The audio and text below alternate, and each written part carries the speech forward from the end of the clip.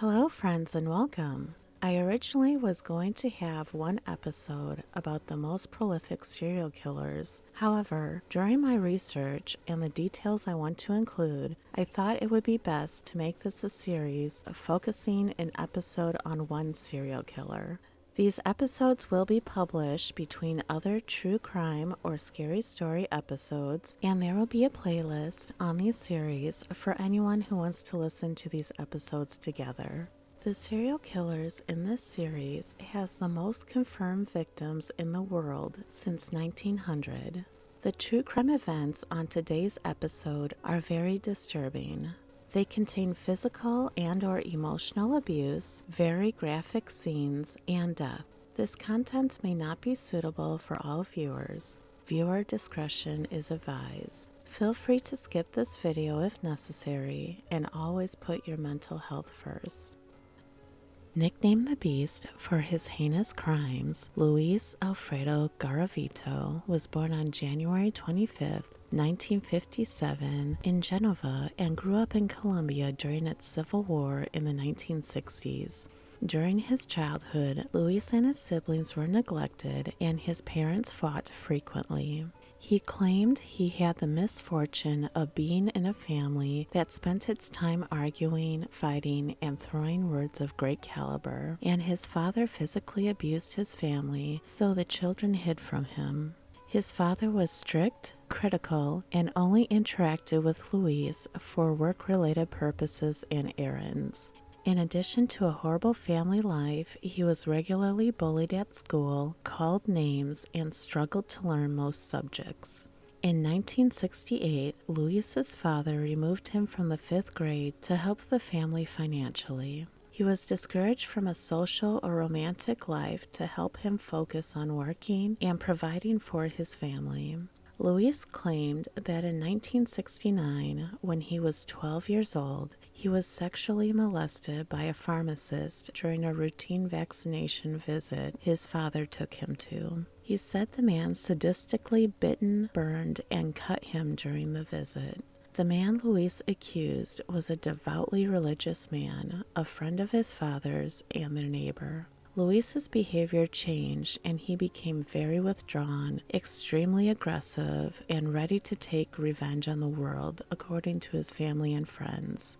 After this abuse incident, Luis killed and dissected 2 birds out of frustration. This became the beginning of his inappropriate behavior and sexual molestation of his younger siblings, and he also allegedly molested a 6-year-old boy during this time.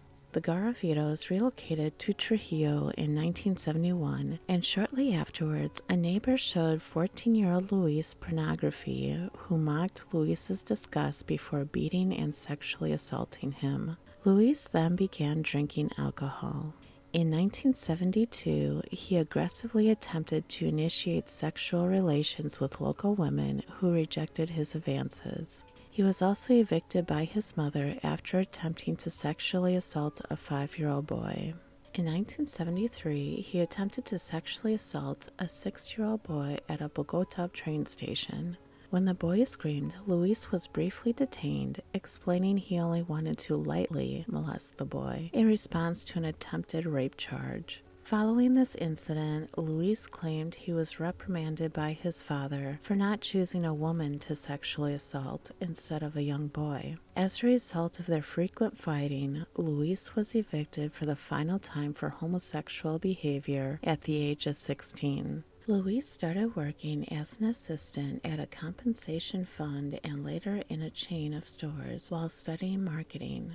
But he was problematic, and he escalated to physical altercations with clients, co-workers, and bosses. After losing his job, he worked at a street vendor who sold religious icons and as a migrant worker, developing platonic relationships with older women over the course of his adulthood. Luis suffered symptoms of psychosis, paranoia, and depression, and compulsively molested children. He had depression and suicidal feelings related to his lack of achievement and wanted to start a family, but suffered erectile dysfunction with his female partners when drunk. This caused him extreme grief, and he often ranted of his hatred for his family to them. At 21 years old, in 1978, Luis began participating in Alcoholics Anonymous meetings, converting to the Pentecostal faith, and working at a coffee plantation where he fell in love with his first girlfriend, who was a school teacher and a single mother, Luz Mary Ocampo Oroco. He attended weekly mass services with her.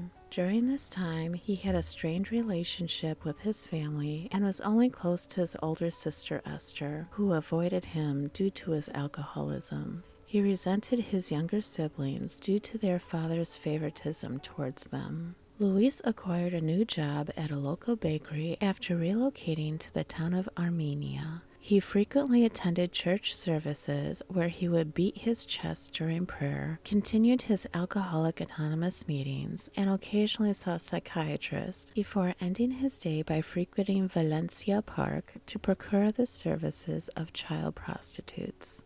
In 1979, Luis, wielding a machete, seized 9-year-old victim William Trujillo Mora in the Valle de Cauca region as he was about to join other children playing. Luis restrained and threatened to kill William if he screamed. William obliged and was escorted to an abandoned building where Luis sexually molested and tortured him for 12 hours. When Luis sensed that someone was near the building, he urged William to remain silent. When Luis lost consciousness from drinking, William managed to escape. After fighting with his coworkers, Luis was terminated from the bakery and he attempted suicide. He decided to seek psychiatric care and was hospitalized throughout the spring of 1980. Luis expressed a desire to die over the belief that his life was worth nothing. He was primarily treated for depression, despite evidence of psychosis and bulimia. He was prescribed antipsychotic medication. When explaining to the psychiatrist why he was suicidal, Luis stated he wanted children, before rephrasing the statement to imply that he simply wanted to start a family. After his hospitalization, Luis began working at a supermarket where he received 2-hour lunch breaks on Thursday and Sunday afternoons. He began a short-lived relationship with a single mother and beautician named Claudia, but she soon left him after his modest career could not sustain her desired spending habits. Luis started sexually assaulting street children during his lunch breaks in neighboring towns to help him get over the breakup. During this period, he felt constant urges to molest children, often while working. Around autumn of 1980, he began carrying razor blades, candles, and lighters in order to torture his victims further and even removed a tooth to bite them more effectively. Following his crimes, he would write his victims' names in a blue notebook and pray for them while ritually pacing his room nude and beating his chest. He also read the Bible every night, attempting to find an explanation in the Book of Psalms for his deviance. Despite his interest in Christianity and Catholicism, Luis developed an avid interest in astrology, tarot readings, and Satanism. After receiving an esoteric book from a friend, he would visit palm readers and other fortune tellers before concluding they knew little regarding the occult. Afflicted with bouts of depression and guilt from his crimes, he suffered nightmares about his victims and would wake up crying over the children before laughing at them. Upon discovering Adolf Hitler's autobiography Mein Kampf, Luis became very fond of the Nazi leader and even made several connections between both of their lives, such as traumatic childhoods, homosexual experiences, and years spent in vagrancy. He developed an obsessive admiration of Hitler and the mass graves of the Holocaust, later remarking to investigators that he liked the concentration camps. On January 25, 1984, on his 27th birthday, Luis was housed under psychiatric care for 33 days following a mental breakdown. He was prescribed antipsychotic medication and referred to psychotherapy for his depression. After obtaining a permit to leave on February 28th, Luis fled to Pereira, where he immediately molested 2 children in the sector of Gethsemane before leaving their photographs with his older sister. When he was publicly identified, he fled the city. Luis resumed storing scalpels, candles, and razor blades in plastic bags for future victims. Having sexually abused more than 100 children by this time, Luis was briefly detained for stealing jewelry from a friend. Luis also developed an obsession with domestic terrorist Campo Elias Delgado, a self-declared Vietnam veteran who murdered his own mother and several others at a Bogota restaurant in December of 1986. Luis admired the national attention Delgado received and wished to emulate him, while he and others watched the headlines on television at the bar. From that point on, Luis fantasized about acquiring a machine gun and annihilating his father and family before committing suicide.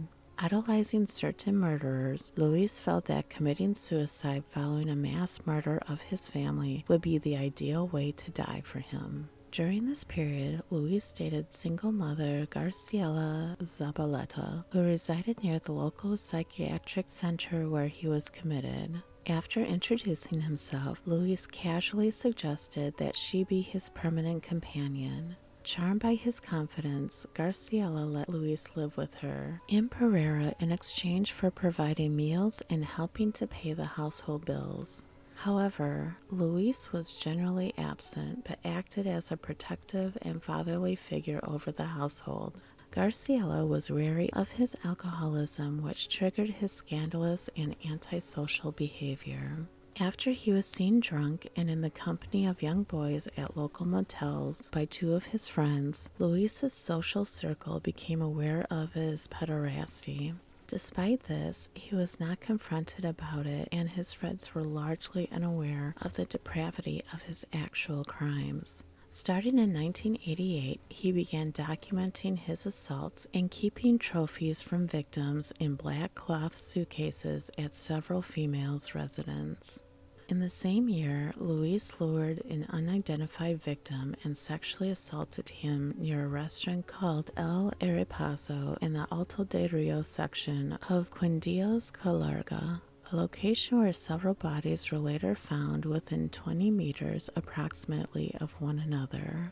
Luis was estimated to have raped and tortured a minimum of 200 youths between 1980 and 1992. He also actively spent 5 years under psychiatric care and have attempted suicide several times. Wherever Luis has resided during this time, local reports of child molestation increased substantially. Luis later confessed that he primarily targeted children of humble background who were working class, homeless, peasants, or orphaned. He would look for children and lure them away by bribing them with small gifts such as money, candy, or odd jobs. He preferred boys from 6 to 16 years old and looked for young boys with cute faces, blue or green eyes, and blondish skin and hair. He knew where to find victims that fit his criteria.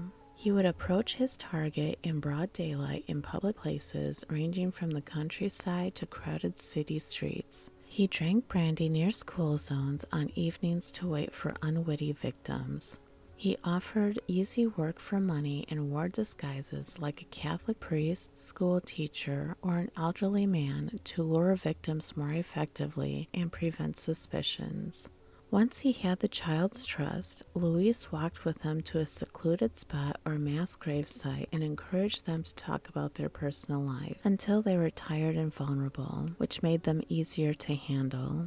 Luis would then bound the child, torture and sexually assault them, and incorporate satanic rituals into the child's murder as his blood sacrifice. Luis attempted his first murder on October 1st, 1992, when he saw a young boy who was selling sweets and cigars to passersby. In a state of drunkenness, he lured the boy and planned on taking him to a wooded lot when he was interrupted and beaten by local police. The police confiscated 1,000 pesos, a watch, and a ring from him before letting him go from the police station. 3 days later, on October 4th, 1992, he spotted 13-year-old Juan Carlos walking near a bazaar where he had been drinking.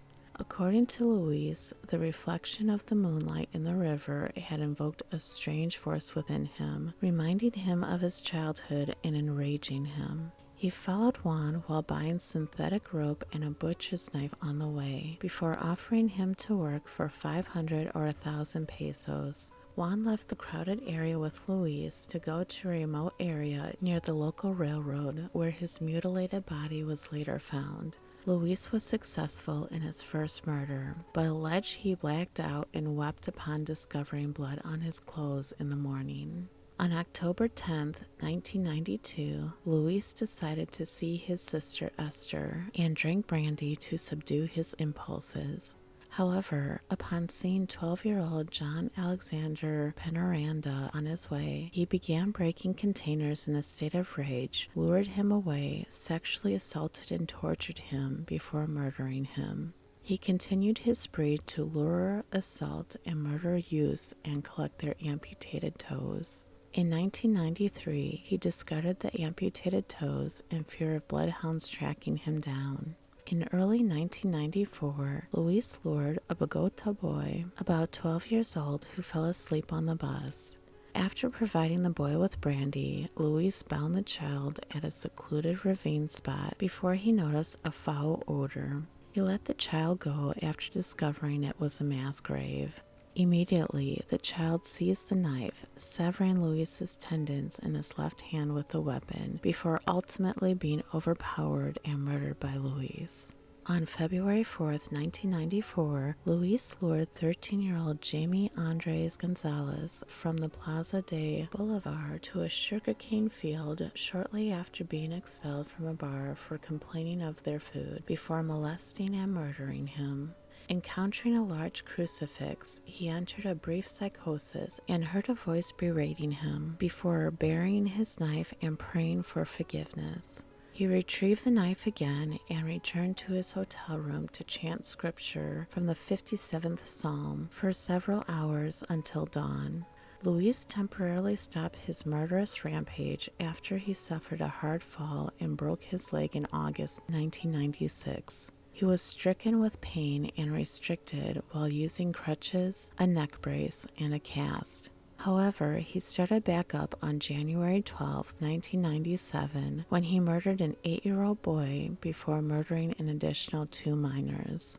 During the summer of 1998, Luis operated in Ecuador. He murdered 14-year-old Abel Gustavo Lor Belize, a local shoe shiner and paperboy, on July 20, 1998, and 12-year-old Jimmy Leonardo Palacios in Crone, Ecuador. Both boys were from poor families and disappeared at noon. Luis was also spotted at an all-girls school in Santo Domingo before fleeing Ecuadorian authorities who had been setting up an operation to catch him. There they found 2 corpses. One was a young girl who had been raped, tortured, and murdered in a similar fashion of Luis's modus operandi. Marked for his thick Colombian accent, locals spotted a foreign drifter begging for money in July and August. Later on, Luis stated he also committed murders in Venezuela. On November 7, 1998, a group of children discovered a skeleton in Pereira while playing soccer. Authorities did not make a connection until November 15, 1998, when mass graves of many as 36 children were uncovered. Almost all of them were boys with signs of binding, sexual assault, and prolonged torture. They discovered a total of 41 children in the department of Risaralda and 27 children discovered in the neighboring Valle de Cauca. This large number of missing children called for a widespread investigation, as these murders were not confined to a specific area. The brutality was so fierce to authorities that they initially hypothesized that the murders were performed by a satanic cult or an international child trafficking ring. However, it was soon determined that it was likely one man to be responsible due to the prevalence of nylon cord and liquor bottle caps found at all of the crime scenes. On February 6, 1999, outside the town of Palmyra, the bodies of 2 naked children were found lying next to each other on a hill near a sugarcane field. The next day, only meters away, they discovered another child's body.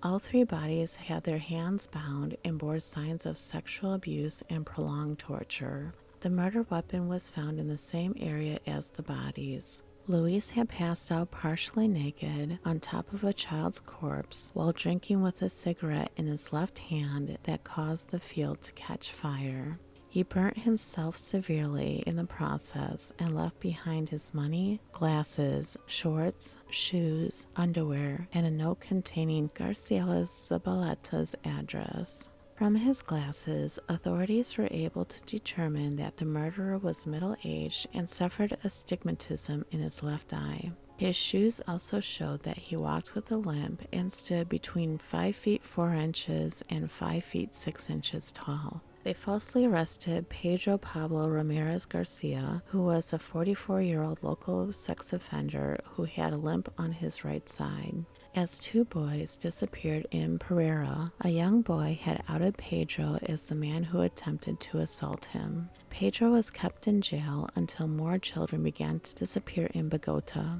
Meanwhile, the main detective, Aldemar Doran, began to suspect Luis as their wanted killer. Toward the end of his crime spree, Luis became a homeless drifter that was getting tired of murdering minors since it was too easy to lure them and started planning a mass murder. His intentions were to kidnap and murder adults to attract the attention of journalists and possibly die in the frenzy. Before he carried this plan out, he attempted to murder another minor. Luis's girlfriend was contacted and she told police that she had not seen him since December. However, she gave them the black cloth suitcase that Luis left with her. The police found pictures of young boys, detailed journals of his murders, tally marks of his victims, and bills. This new information led them to Luis's residence, but it was vacant. Detectives believe that Luis was either traveling for work or attempting to find his next victim. Pedro was released after Detective Duran was able to track down Luis's girlfriend and sister. Luis was picked up days later by local police on an unrelated charge of attempted rape against 12-year-old John Ivan Sabogal. On April 22, 1999, Luis was drinking brandy in the evening when he encountered John selling lottery tickets in the city of Villavicencio. Luis introduced himself as Bonifacio Moreira Lizcano, a local politician, and proceeded to seize John with a knife before threatening him into silence. Pretending to hug John, Luis escorted him into a taxi before forcing him to climb a barbed wire fence that led to a secluded hillside. Luis proceeded to bind John while repeatedly screaming, "Am I a sadist?" He taunted John with the blade, shouting various obscenities. A homeless 16-year-old had been close enough to hear the struggle and began to curse and throw stones at Luis. Luis chased the teenager with his dagger. Both boys fled to the Rosa Blanca farmhouse located on La Coralina Road in Villavicencio, where they met a 12-year-old girl. Luis later reached the farmhouse and shouted at the girl about the boys. She directed Luis into the woods where he became lost. The police were contacted and found Luis walking out of the woods that evening. He gave them a false ID and claimed to be the politician Lizcanto. Despite this, the police suspected the man to be Luis, which was confirmed on July 4, 1999. Luis's confession was not enough for Colombia's Justice Department and wanted confirmation that the eyeglasses and DNA found at the earlier crime scene belonged to him. Luis had a rare eye condition only found in men in a particular age group, and his glasses were specifically designed for his unique condition. Authorities scheduled the entire jail where Luis was being detained to get an eye exam to reduce Luis's suspicion and keep him from lying about his eyesight. The fact that Luis stood at 5 feet 5 inches tall and had a limp helped connect him to the crimes. While Luis was out of his cell, detectives took DNA samples from his pillow and living area. The DNA found on the victims was a match to the DNA found in Luis's cell. Luis was interrogated over 12 hours on October 28, 1999.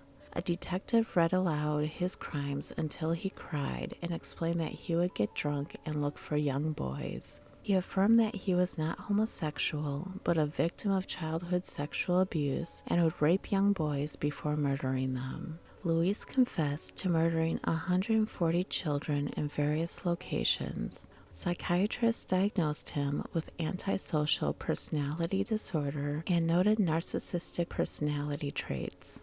In 2001, he was found guilty of 142 counts of the 172 counts he was charged with and sentenced to 1,853 years and 9 days in prison, which is the lengthiest sentence in Colombian history. However, due to Colombian law limiting imprisonment to 40 years, and since Luis helped the police find the victims' bodies, his sentence was further reduced to 22 years.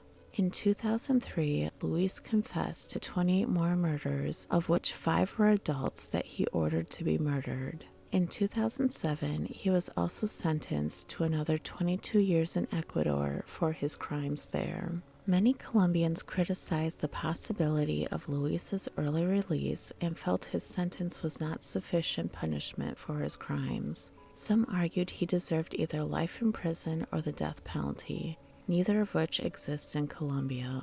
Colombian law had no provision or method to impose a sentence longer than what Luis received, which was seen as a deficiency in the law caused by the failure to address the possibility of a serial killer in Colombian society.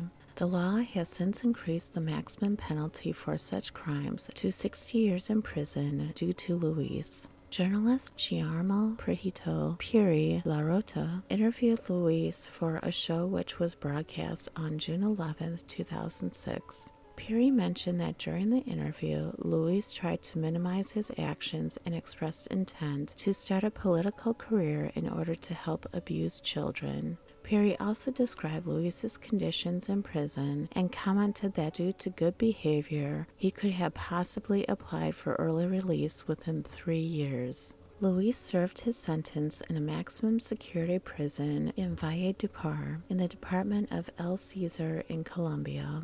He was held separately from all other prisoners because it was feared that he would be killed immediately. He could have become eligible for parole in 2023 when he served 3/5 of his sentences. However, in 2021, a judge blocked a request to release Luis early for good behavior on grounds that he had not paid a fine for his victims. Luis remains hopeful, having expressed to Colombian Senator Carlos Moreno de Caro apparent plans to enter Colombian Congress, enter the ministry as a Pentecostal pastor, and marry a woman in the hopes that he would be able to help abused children upon his release. Luis suffered from severe eye cancer and leukemia, which left him blind, weak, fatigued, and requiring daily blood transfusions. He spent most of his time making handcuffs, earrings, and necklaces in the medical unit of Valledupar's prison. Overall, Luis has sexually assaulted a minimum of 200 victims by 1992 and has a confirmed murder victim count of 193 or 221 if his 2003 confession is to be believed. His overall suspected victim count of over 400 makes him the most prolific serial killer and child molester in modern history. On October 12, 2023, while still serving his sentence, 66-year-old Luis died in a hospital in Valledupar due to multiple health conditions. Thank you, friends, for joining me today. If you enjoyed the stories on this episode, please like, subscribe, and hit the notification bell to be alerted to all future content. If you have a story you would like me to read, feel free to email me your submission for a chance to hear your story on a future episode. Thank you again, friends, for your love and support. I'm Avarea, and until next time, take care.